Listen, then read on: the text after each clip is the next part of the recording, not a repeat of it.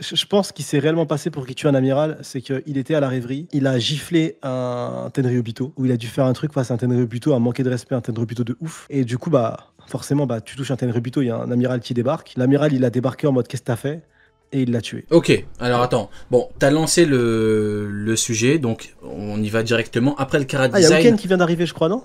T'as dit quoi? Il y a Uken qui vient d'arriver, je crois. Allô, allô, Uken? Uken, je l'ai jamais vu être aussi pressé de parler d'un chapitre. Il m'a envoyé un milliard de messages et tout. Il a harcelé Sony.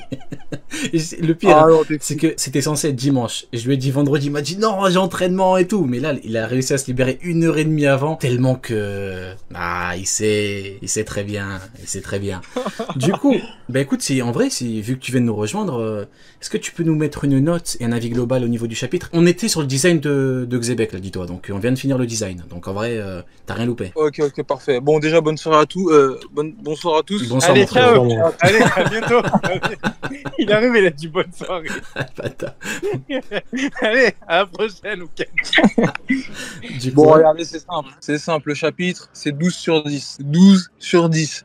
Alors oui, le chapitre dans la globalité, c'est pas le chapitre de l'année et autres, mais des fois, une page, une double page, fait que le chapitre passe de 7, de 8 à 10 à 12. Et là, c'est ce qui s'est passé. Le chapitre, de par Loki et de par l'arrivée de Xebec, est pour moi passé à 12 sur 10. Voilà. C'est le meilleur chapitre depuis très très longtemps pour moi. Depuis Kizaru Pizza ou... Depuis quand? Sûrement depuis peut-être Shanks Kamusari, quelque chose dans le genre. Hein. Ah ouais, donc le top, je comprends, c'est normal. Je vais aller même plus loin. Hein. Ouais. Depuis le chapitre 500, on n'a pas eu une apparition avec autant de conséquences. Ouais. Depuis, tu vois, attends, mais on n'a même pas parlé de son aura avant de rentrer en détail et tout. On a parlé du design. Bah, Uken, en quelques mots, design, comme ça, on a ton point de vue. Puis après, enchaîne directement avec l'aura qu'il dégage, parce que mine de rien, c'est pas pareil, comprendra qui pourra. Alors, au niveau du design, pour moi, il est parfait. Et franchement, le design, c'est une dinguerie. Après, pour faire la comparaison avec Barbe Noire, il fait quand même plus pirate que Xebec. Mais Xebec, c'est pile comment on appelle ça, le design parfait d'un méchant dans un manga. Il pouvait pas faire mieux, l'auteur. Ouais, c'est intéressant ce que tu dis là. Le chef de la Varia, c'est ce que je disais aussi. Ouais. C'est intéressant. On est sur un cara design digne de Mashima là. Genre ouais, vraiment, même c'est ultra intéressant ce que dit Uken parce qu'au final, Barbe Noire, il était pirate enfant. Gamin, il a été pirate dans l'équipage de Barbe Blanche. Ouais. Alors qu'en fait, Rox, il était pas pirate. Même quand il a tué l'amiral, il était même pas pirate. Ça se trouve, il était roi, garde royal, on sait pas ce qu'il était. Mais il est devenu pirate suite à cette singerie, quoi. C'est ça qui est fou. C'est ça.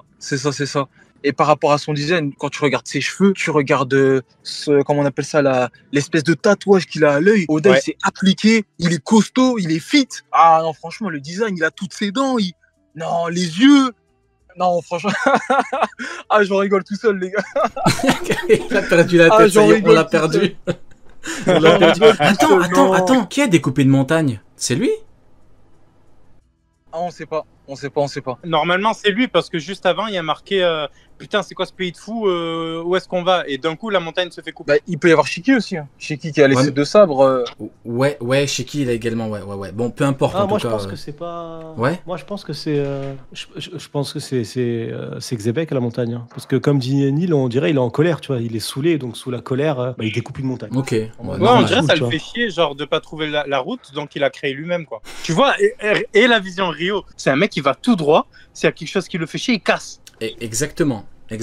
Ouais. Non, mais je pense que t'as raison. Ouais. Je pense que c'est lui. Puis même, vu que c'est son introduction, c'est certainement lui. Ouais, il a dit, mais prendre des coupes. Honnêtement, j'espère pas que ce soit lui. Hein. Attends, il a pas d'épée, Xebec. Justement, Dieu merci, il a pas d'épée. Hein. Ah, les connards là, on s'en fout d'eux. Mais il peut le faire avec les doigts. Les connards, il a dit.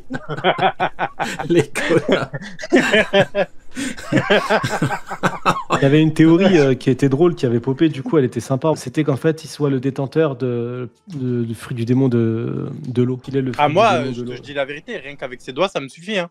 Qu'il fasse fouillon et il n'y a plus de montagne. Je pense qu'il a pas besoin de fruits pour faire ça. Tu crois qu'il a fait quoi, un Dexgon à 10 km pour découper la montagne? Il a mis ses 2 doigts en mode comme le CP9. Ouais, c'est CP9 qui fait ça. J'ai la vision. Mais même pour moi, je te le dis, hein, pour moi, Xebec à Roadstar, il a vaincu Roger.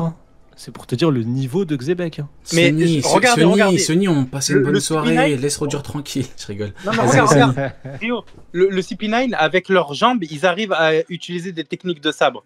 Donc pourquoi Xebec le ferait pas avec T'as raison, j'ai la vision. Avec son doigt, il fait tac, il fait une espèce de ligne à distance et il découpe le... Ouais, mais attends, mais découper une montagne avec un doigt. Non, mais oui, après, c'est par rapport les doigts, c'est par rapport aux deux questions. Pendant des années pour détruire des montagnes contre Don Shinjao. Lui, il te le fait en introduction.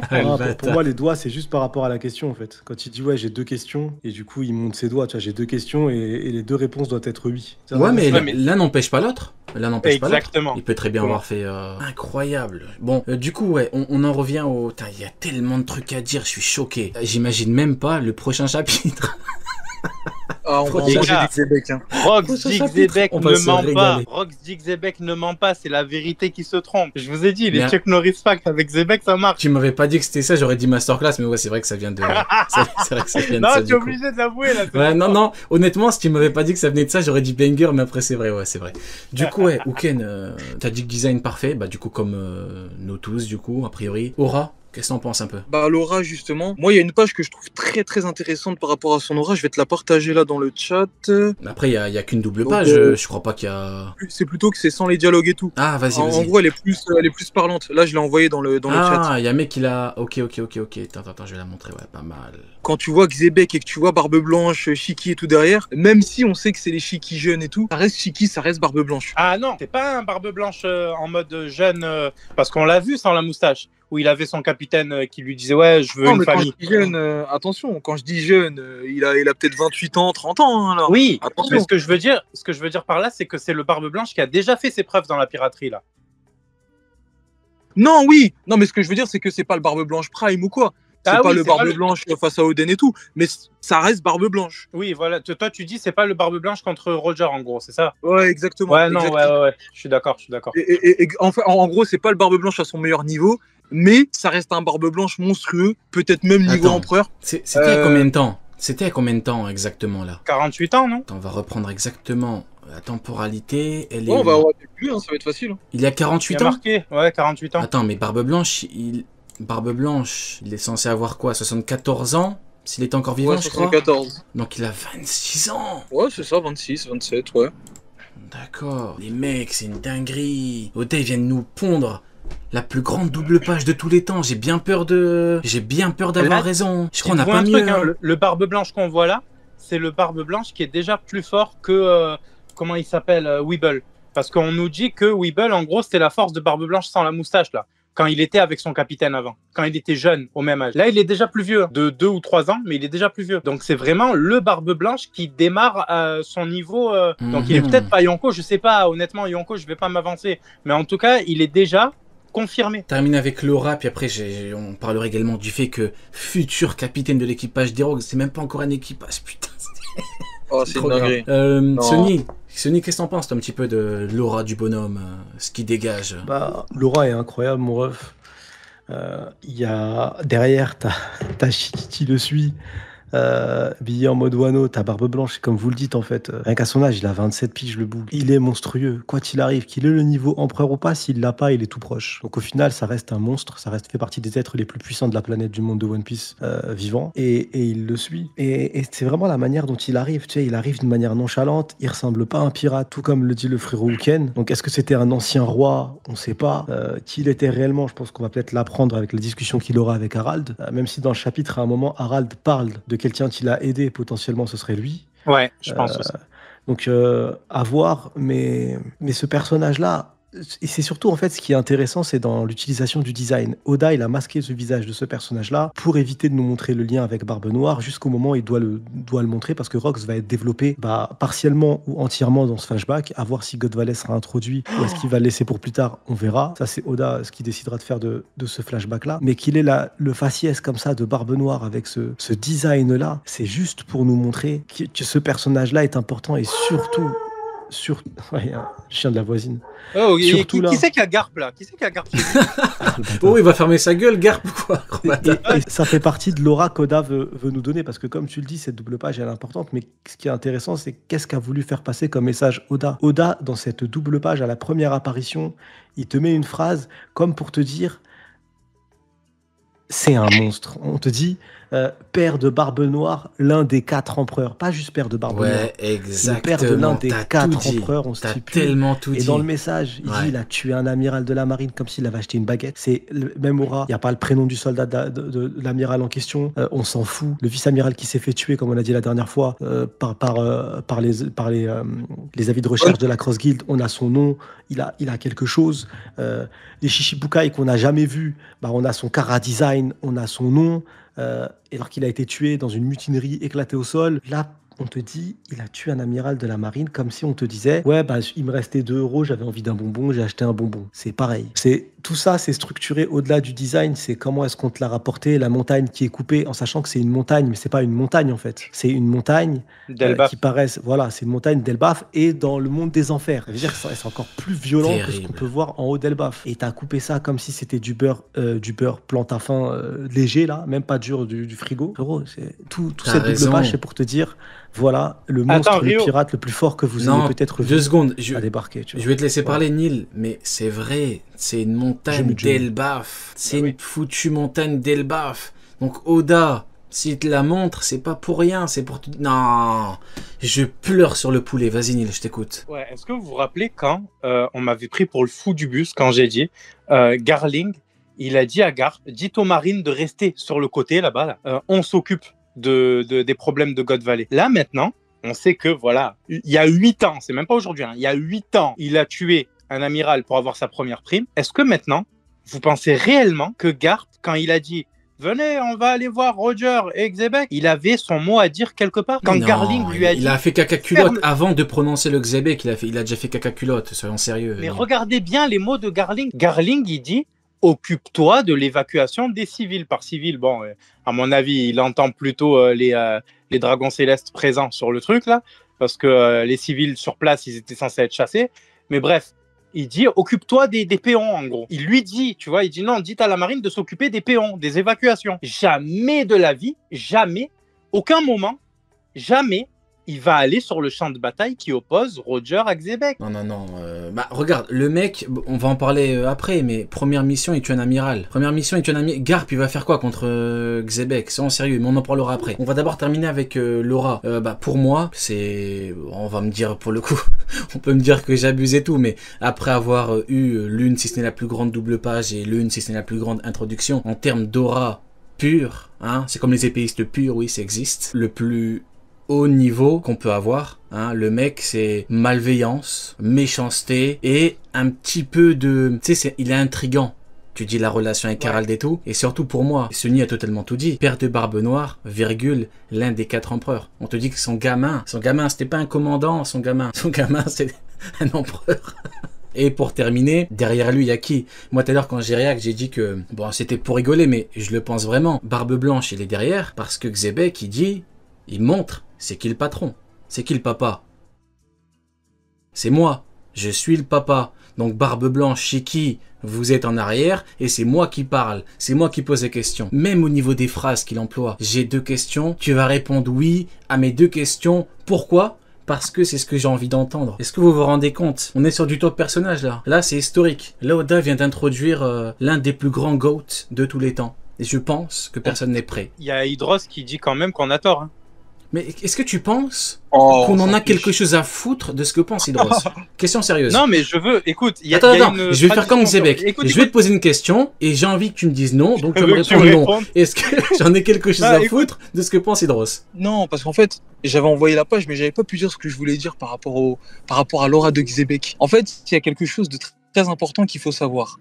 C'est que là, pour l'instant, ce n'est pas un équipage. Et le fait que ça ne soit pas un équipage, mais que malgré ça, les noms de Barbe Blanche, bon peut-être Stussy et Shiki se trouvent derrière Xebec, pas un mot plus haut que l'autre, qui restent à leur place, qui laissent le patron parler, qui laissent le patron les guider, en fait, ça prouve toute l'aura du type, parce que exactement. Le fait que ce soit pas un équipage, mais qu'ils le suivent quand même, ah les gars, c'est... Ça me fait penser à Barbe Noire. Exactement. Ce passage-là, il me fait penser à Barbe Noire, parce que Barbe Noire, au début, les gars, ils le suivent, mais fallait qu'il prouve quelque chose, tu vois. Fallait que Barbe Noire, ah ouais, il a fait ça, ok, bah vas-y, enquête, je crois en lui. Et il y a moyen que ça soit pas un équipage, parce que Rox dit, il a dû faire quelque chose. Et c'est pour ça, je pense qu'il a soulevé un Tenryubito, ou il a giflé un Tenryubito, et ça, c'est des choses qui marquent le monde à chaque fois que tu fais ça. Et derrière, en plus, il a tué un amiral, donc t'as le combo des deux. C'est pour ça que l'amiral est venu, il l'a fumé. Et je pense qu'il y a autre chose, quelque chose qu'on ne sait pas. Parce que Rox dit Xebec, il a quand même le trésor de la ruche, qui était sa nation à lui, qui était son royaume. Ce trésor qui a enclenché la bataille de God Valley avec pas juste Roger, ce qu'on oublie souvent, mais la bataille de God Valley, c'est tous les grands pirates de l'époque. Même les gars random qu'on connaît pas, ils ont tous débarqué. C'est une battle royale qu'on n'a jamais vue.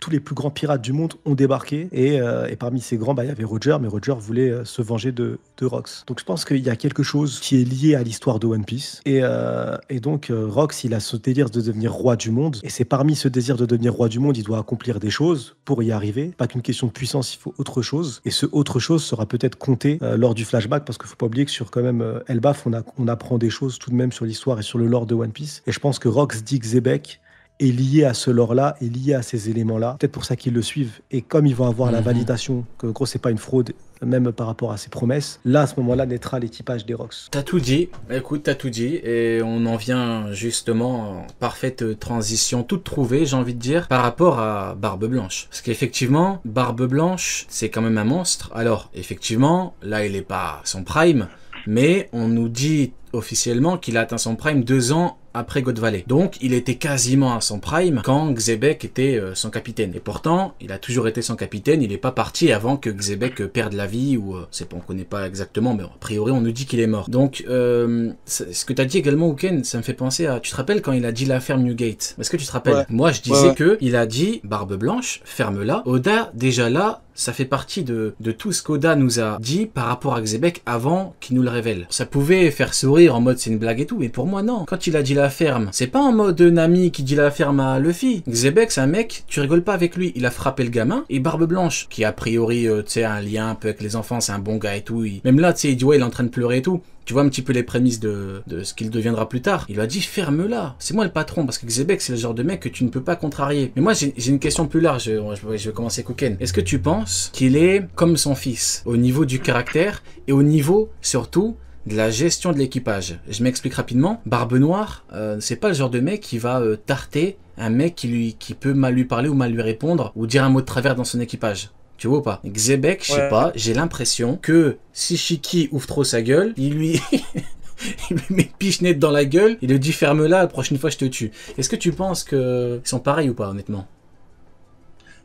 Moi, je pense que le caractère de Barbe Noire s'inspire beaucoup de celui de Xebec et que sa façon de procéder s'inspire beaucoup de celle de Xebec aussi. Ce qui veut dire qu'ils sont différents, mais que Barbe Noire s'inspire quel pirate, quel genre d'homme était son père. Ça veut dire que pour moi, honnêtement, tu vois par exemple un mec comme Barbe Blanche là aujourd'hui, en vrai, il peut... Déjà, Barbe Blanche, c'est un homme, c'est Barbe Blanche. S'il a un truc à dire, il va le dire. Mais attention, il est pas fou. Il va pas non plus dire n'importe quoi. T'as tout dit. C'est un vrai bonhomme, mais il est pas fou. Exactement. Maintenant, aujourd'hui, ils ne sont pas un équipage. Ils suivent Xebec, mais ce n'est pas leur capitaine.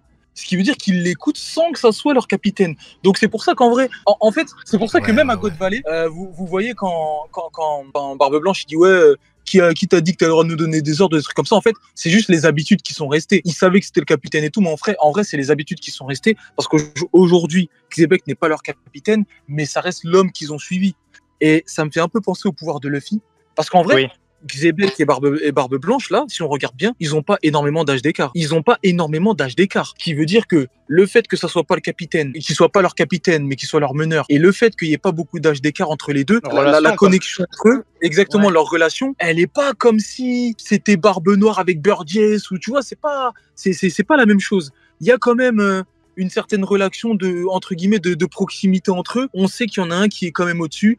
On sait qu'il y en a un qui va prendre des décisions. Ouais, mais on sait que tout ce qu'ils vont faire leur groupe, ça va être lié à Xebec. Mais Uken, regarde, quand Nami a dit il faut pas aller là où il y a le logpost qui dit que c'est trop dangereux, Luffy lui a dit il faut y aller. Elle l'a quand même contredit. Et quand ils sont partis de Wa, elle lui a quand même cassé la gueule. Donc je pense que c'est vraiment juste une relation qui n'a rien à voir avec le fait de je suis plus puissant ou pas plus puissant. Tu vois, je te rejoins là-dessus. Pour moi, c'est leurs habitudes de relationnelles en fait. Tu vois, c'est comme ça que eux communiquent. C'est tout. Il y a pas besoin de chercher au niveau de la force ou quoi. Après, a des informations aussi. Ce qui est intéressant maintenant, c'est que Rox, le capitaine, nous a été révélé après les membres des Rox, après des informations sur les Rox. Et on a même un passage où tu as Big Mom qui dit à Kaido, alors que Kaido, déjà à cet âge-là, c'était un monstre, il disait méfie-toi de Rox. C'est un vaurien, méfie-toi de lui. Et je pense que la relation que Rox a avec les membres de son équipage, c'est exactement la même que Barbe Noire peut avoir avec les membres de son équipage. C'est un équipage où la traîtrise est de mise. Chacun est là pour ses intérêts. S'ils le suivent parce que c'est un monstre, déjà ils suivront pas une quiche Lorraine, ils suivront pas Baggy le clown. En fait, c'est des personnages. Je lance le comparatif. Voilà, tu sais quoi, je vais faire le comparatif qu'on a eu toi et moi en même temps.